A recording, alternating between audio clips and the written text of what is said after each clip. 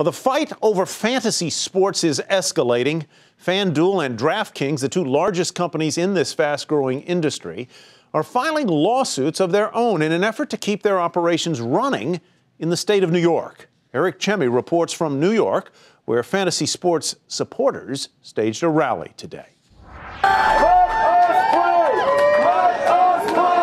Fantasy sports are fighting back in real-life courts.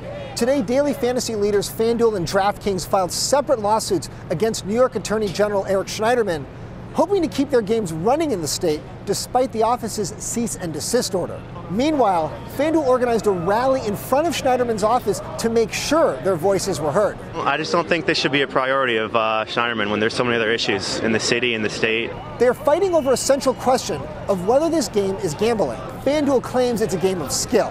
Hundreds of thousands of people love to play every week. It's a harmless pastime that people love, as you can see from the hundreds of people out here. So we don't want it to be shut down. We're going to champion our cause. But regulators like Schneiderman are focused on the fact that this is sports betting, skill or not, and gambling law in the state must be respected. Our state constitution is pretty clear. It talks about bookmaking and lotteries and says all other forms of gambling are prohibited unless you have a specific exemption. And there simply is no exemption for daily online sports gambling. Both might be right. It can be a game of skill and be gambling.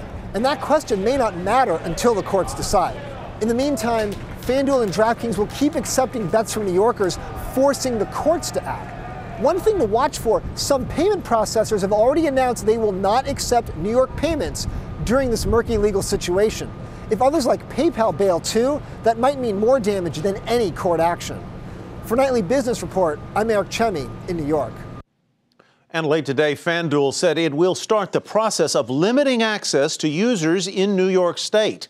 Comcast Ventures and NBC Sports Ventures have stakes in FanDuel.